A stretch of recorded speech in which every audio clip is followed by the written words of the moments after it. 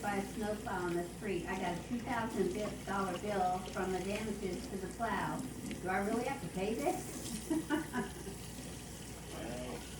it depends. Were you supposed to have a bump on the street or not on the street? Well, it says, winter brings quiet streets, falling snow, and a comforting idea that the car is safely parked while the storm does its thing. Then reality hits. You walk outside and discover your vehicle has been clipped by a snowplow. Before you can even damages, you're staring at a bill for $2,000 for not your car, but for the plow. Naturally, the question pops up fast, do you really have to pay this? First thing, take a deep breath. It is easy to panic when an official-looking invoice comes up, especially when it involves a city department or contractor. But a bill is not a verdict. These situations happen more often than you think in snowy regions, and the outcome is rarely a simple one as pay up. Most important thing you can do early on is to slow down and avoid assuming fault before the facts are clear. Who actually owns the snowplow? Before anything else, it helps to know who you're dealing with.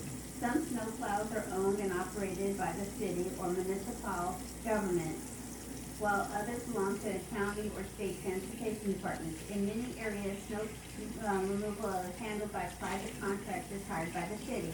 Each of these scenarios come with different rules about responsibilities and liabilities, which can dramatically affect whether the bill has any real teeth.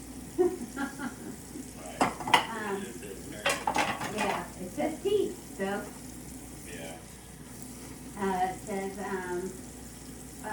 why are we sending you the bill? From the plow operator's point of view, your car was an obstacle in the roadway during snow removal. If the driver believes your vehicle is parked illegally or too far into the street, they may assume you caused the collision. However, assumptions don't always carry legal weight on their own.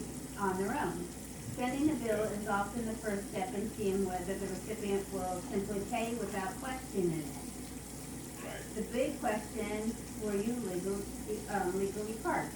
This is the foundation of most every snowplow damage dispute. If your car was parked and where parking was normally allowed and no temporary restriction was clearly posted, that works strongly in your favor. If parking rules were unclear and poorly marked and contradictory, responsibility becomes muckier. Far much muckier. Mercury, okay. Murkier. And that certainly unusually benefits the vehicle owner, not the plow operator.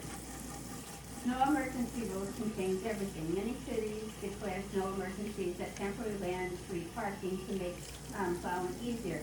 If the car remains on the street during the active snow emergencies, then the city may argue that you contributed to the situation.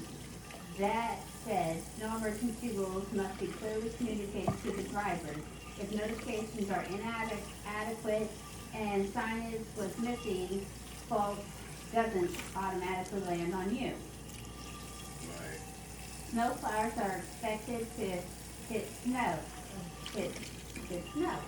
Snowplow drivers are trained to operate tight, icy, low visibility conditions. Courts often recognize that plowing your parked vehicles comes with inherent risk because typically striking a parked car is not automatically viewed as a car owner mistake. Plow operators are still expected to maneuver carefully and account for predictable obstacles like legally parked vehicles. Right. Negligence still applies to plow drivers. Even during severe weather, snowplow drivers are not expected from standard expectations of care. If a plow was traveling too fast, operators recklessly or pushing snow aggressively in the areas where parked cars are present, negligence may be a factor. When negligence involves, liability can shift quickly from the parked vehicle towards the plow operator or their employer. municipality immunity real but limited. Cities often rely on legal concepts known as government and municipality immunity. While this protection can shield government from certain lawsuits, it is far from absolute.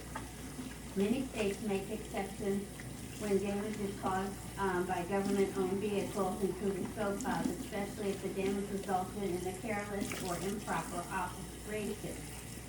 Private contractors have less protection. If the plow belongs to a private company hired by the city, immunity agreements become much weaker. Private snow removal companies are typically treated like any other commercial operator. That means they are expected to carry insurance and are subject to normal liability standards when their equipment causes damage. Why the bill amount feels so high? Snowplows are expensive machines with heavy-duty blades.